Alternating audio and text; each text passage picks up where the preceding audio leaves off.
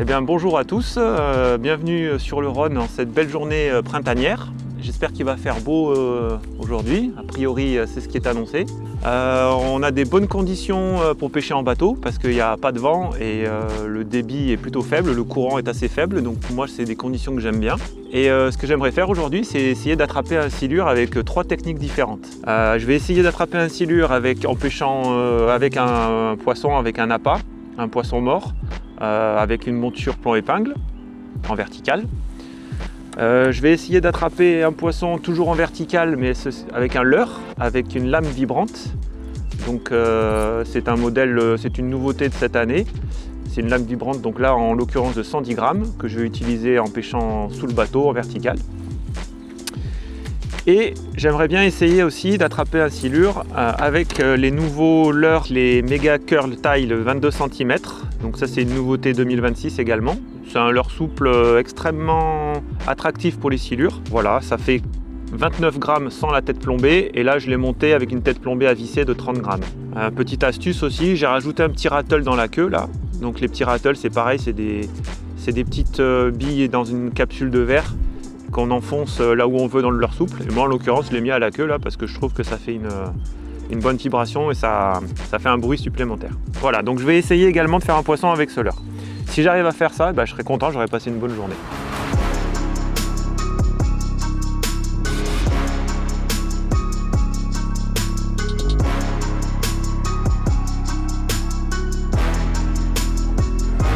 Ah, et là je suis parti en dérive. Donc la première technique, poisson mort, suspendu en vertical. Donc que j'anime un peu de temps en temps, mais d'une façon très minimaliste.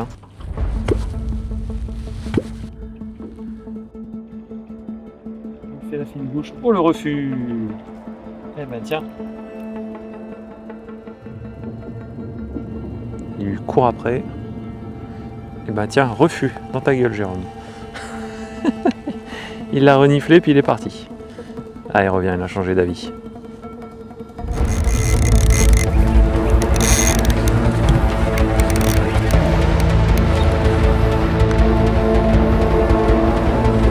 Et voilà, après une décroche, monture validée.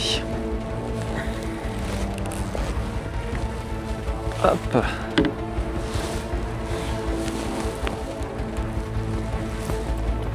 Ah, ça fait un poisson d'à peu près 1m50 à 1m60.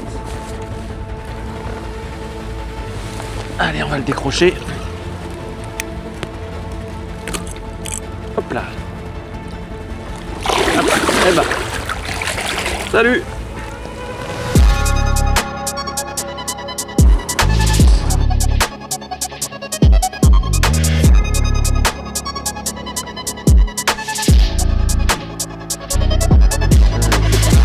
Et ouais. Dommage, celui du dessous était plus joli. Bon, ça n'a pas traîné. Ça n'a pas traîné.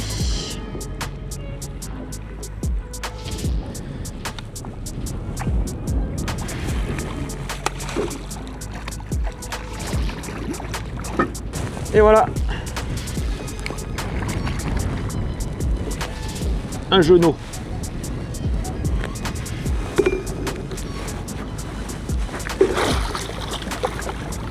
Voilà, avec un hameçon simple, c'est tellement pratique à décrocher. C'est moins dangereux pour les mains. Hop. Avec la petite monture en 120 grammes. Début de saison. Allez, go! Oh, il nous a fait un joli petit salto arrière, t'as vu?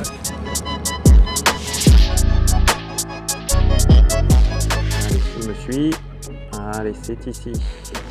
La cantine est ouverte. Il est à 6 mètres sous le bateau. Oh, il hésite un peu. Il hésite un peu. Aïe, aïe, aïe, c'est pas bon signe quand ça hésite. Il est dessus, il a les moustaches dessus, là. Il est à la verticale. Alors, on va faire la fuite. Voilà, là il s'est mis à la verticale, il suit, je vais lui faire la fuite. C'est le seul moyen d'essayer peut-être de le prendre. Et il y a 4 mètres sous le bateau. Il renifle l'appât. Allez, prends-le mon gros. Allez, ouais. Là, voilà. Mais non. J'arrive trop tôt. Il m'a repris. Il n'avait pas senti les hameçons. Et voilà. Toujours laisser son appât dans l'eau parce que une fois sur deux, ils reprennent. En fait, la première fois où il me l'a pris, il l'a pris tellement fort que il n'a pas senti des hameçons. Donc du coup, il tournait toujours, il cherchait l'appât. Et comme j'avais toujours mis mon appât dans l'eau, il l'a retrouvé, puis il me l'a repris bien fort. Et tu sens qu'ils ont faim, hein, parce que ils mettent des sacrées touches là. Il a hésité un petit moment, mais et le fait de monter tout doucement comme ça, faire la fuite, ça l'a décidé. Si je bougeais pas, à mon avis, il refusait. Et tu vois, pendant les combats, c'est pareil, tu peux gérer le frein avec le pouce sur la bobine comme ça, tu vois, c'est bien. C'est-à-dire que je le tiens là comme ça, si jamais je sens qu'il fait un rush, hop, j'enlève le pouce. Et comme ça, au moins, tu vois, le frein, si jamais il fait un rush puissant, quand je veux le pomper, je mets le pouce, comme ça je tiens. Je mets le pouce, et puis si jamais je sens qu'il part d'un coup, tac, je lâche. Et au moins... Alors, la canne que j'utilise là, c'est une freestyle verticale spinning. Mais moi, je l'ai montée en casting, avec le moulinet sur le dessus. Mais c'est bien une canne spinning à la base. Tiens, le voilà. Oh, il est une bonne taille. Il a vraiment une belle touche. Hein.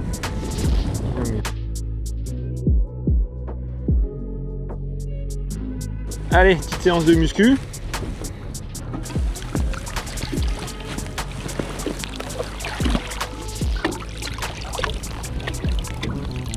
Allez, on va lui attraper une pectorale pour pas trop lui tirer sur la nuque.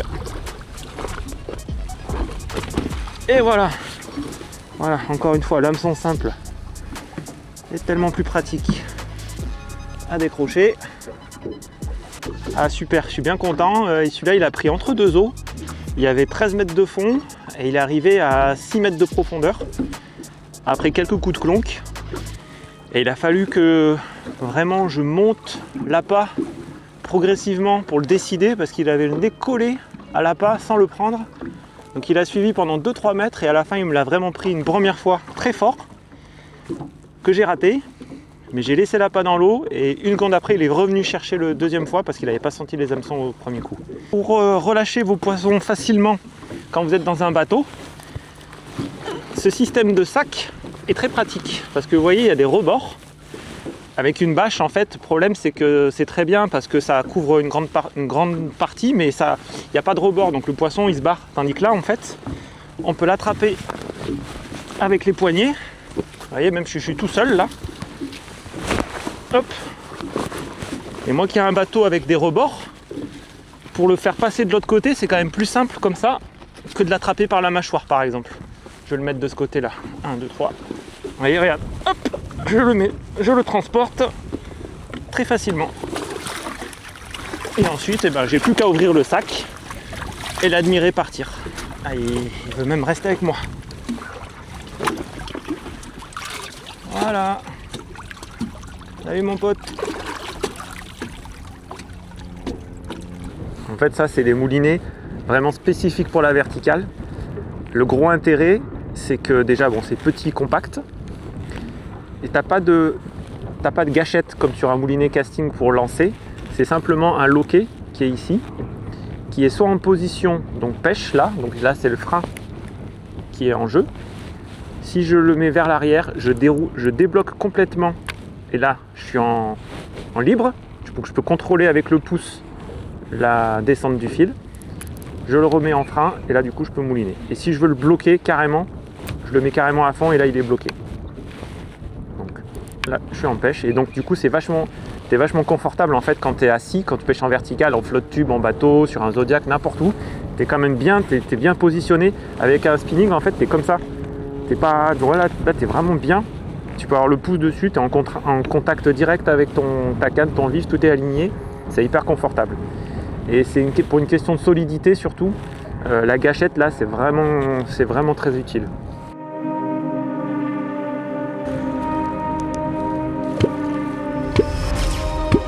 Ah, poisson, un candidat.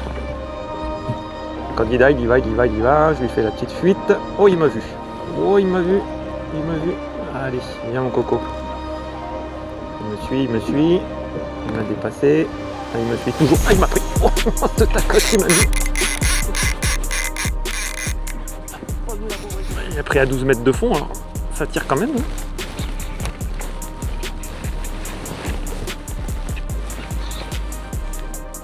Je sais jamais si c'est un blanc. Coucou!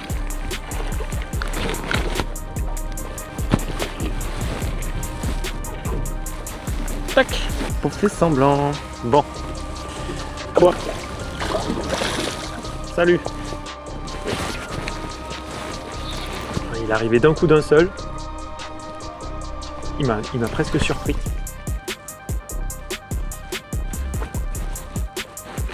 On fait la bagarre. Oh, grosse bagarre. C'est l'échauffement.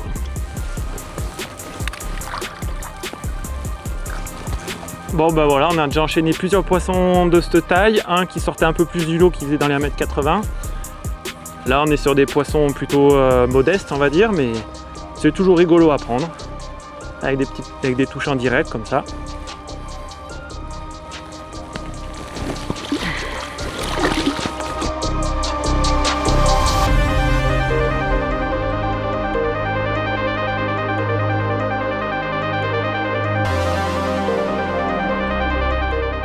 Alors on va changer de technique. Jusqu'à maintenant on a pêché en vertical en dérive, assez près du fond, mais dans le courant, et en se laissant porter par le courant. Et là, vu qu'on a des conditions propices pour faire une autre technique qui est de la pêche au lancer avec des leurres, vu qu'il n'y a pas un pet de vent et qu'il y a très peu de courant à cet endroit-là, on va essayer de pêcher donc en lançant des leurres souples et en s'aidant du sondeur pour voir où sont positionnées les silures. Là, je vais pêcher dans à peu près 10-12 mètres d'eau et grâce au sondeur, en fait, on va pouvoir apercevoir les silhouettes des poissons qui sont généralement suspendus. Donc pour ça, on va utiliser une canne casting qui est spécifique pour lancer des leurres, qui est beaucoup plus maniable et précise qu'une canne spinning. Et on va utiliser une tête plombée avec un triple. Là, en l'occurrence, c'est une tête plombée à visser de 30 grammes. C'est généralement le grammage le plus approprié pour faire ce genre de pêche. Et des leurres souples. Donc là, en l'occurrence, j'ai des nouveaux leurres souples de chez Black Cat. C'est des leurres souples type grub, hein. Pas très grands, mais surtout l'intérêt, c'est que ça nage assez vite. Et donc, comme là, c'est une pêche où on doit lancer et ramener assez vite pour présenter aux poissons, c'est une bonne forme pour ça. Parce que du coup, on est assez précis et c'est un leurre qui est très maniable. Après, c'est attractif parce qu'il fait de la vibration. Mais contrairement à un shad, par exemple, qui va nager un peu plus lentement, ça, cette queue-là va permettre de passer un peu plus vite et d'arriver plus vite sur le poisson. Et ça peut avoir une importance quand on pêche vraiment très précisément comme on va le faire. Donc après, l'intérêt des têtes à visser avec un ressort, c'est que ça tient vraiment très très bien quand on lance plusieurs fois.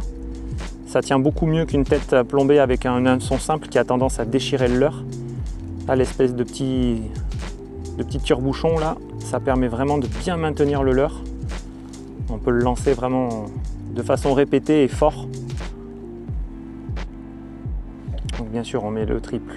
Donc moi, quand je suis un petit peu long, hop, j'entoure un peu autour là comme ça et je le mets sur le dos. Tac. Voilà. On a un leurre prêt à pêcher.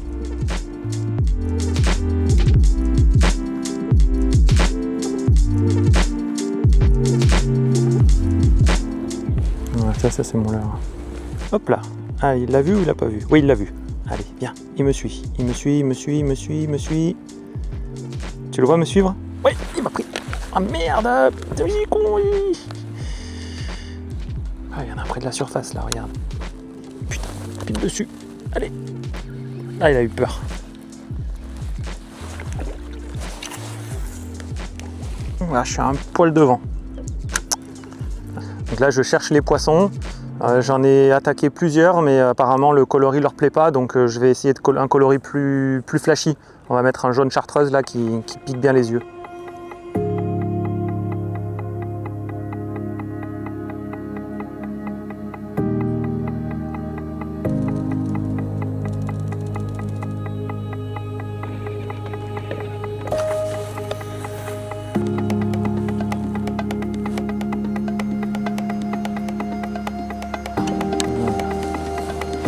Allez. Ah, il n'a pas bronché. Là, je laisse descendre. Voilà, là, je suis bien. Là. Allez, là, je suis devant sa gueule. Je l'ai touché, mais il n'a pas pris, tu vois. Il est toujours là derrière, il est derrière, il est derrière, il est derrière, il est derrière. Il a pris. Et voilà. Pêche à l'aide du live entre deux eaux, avec un leurre souple et une canne casting qui facilite quand même grandement l'approche. Et les silures qui aiment bien, c'est super fun comme pêche parce que c'est des poissons qui aiment bien se maintenir entre deux eaux. Surtout dans le Rhône, hein, c'est un endroit où c'est un peu les seuls carnassiers qui aiment bien se tenir à ce niveau-là. Et du coup, pour les attaquer de cette manière-là, c'est l'idéal. Donc là, avec un leurre souple, pas très plombé, 30 grammes, avec une queue assez longue qui permet de ramener assez rapidement. Et bah, le but du jeu après, c'est d'arriver à lui passer pile dessus, quoi. Donc ça demande de bien manœuvrer le bateau, de lancer au bon moment, et puis de lui ramener pile devant. Hein. Et puis là, il a suivi, je lui ai passé 10 cm des moustaches, il a suivi sur 2 mètres et il a attaqué le leurre. Et voilà. Il m'a fait une belle touche. Le voici. Oh, il a un bide. Vu qu'il tape un peu à côté, tu vois, ils poursuivent quand même. Hein. Là, il m'a vraiment poursuivi. Hein. Donc là, pour cette approche de pêcher au live scope, au live au leurre, j'utilise une canne casting freestyle qui fait 2,20 m de long, qui peut lancer de 50 à 200 grammes à peu près. Ça suffit largement. Une tresse en 30 centièmes et un bas de ligne en fluoro en 1 mm d'épaisseur. Ah, il est pris juste au bord, ça, il a vraiment juste attaqué. Hein. Je vais essayer de le lever comme ça. J'y vais sans les gants. Hop là. Oh, il est pas grand, mais il est lourd. Hop là. Et voilà, un bien dodu. Il était 5-6 mètres sous la surface dans 15 mètres d'eau. À peu près. Tac. Eh ben, tu m'as fait une belle action, mon coco. Allez, va digérer tranquillement. Voilà, et m'arrose-moi.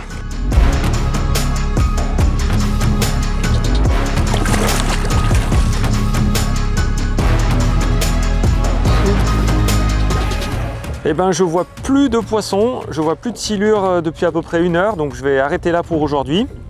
C'était une belle journée, il a fait beau, on a fait du poisson, je suis bien content. La technique qui a le mieux marché finalement, ça a été la technique au poisson mort manié, donc avec la monture poisson mort. La technique, deuxième technique qui a bien marché, c'était la pêche au lancer avec le leurre souple. Et la technique qui n'a aujourd'hui pas fonctionné parce qu'à mon avis les conditions n'étaient pas réunies dans le sens où l'eau était encore un peu fraîche, c'était la lame vibrante, donc avec en verticale la lame vibrante. Les silures n'étaient pas du tout réceptifs à cette pêche là. C'est une pêche un peu trop agressive à mon avis pour le début de saison, pour les moments où l'eau est un peu froide. Je sais pas, on réessayera un autre moment dans l'année. Peut-être c'était pas le jour, tout simplement, c'est comme ça. Après, il y a toujours des choses qui fonctionnent et qui ne fonctionnent pas. Des fois tout fonctionne et des fois il y a une technique qui ressort. Donc voilà, j'espère que ça vous a plu, n'hésitez pas à le dire en commentaire. Allez, et ben je remonte, retour à la mise à l'eau et à bientôt.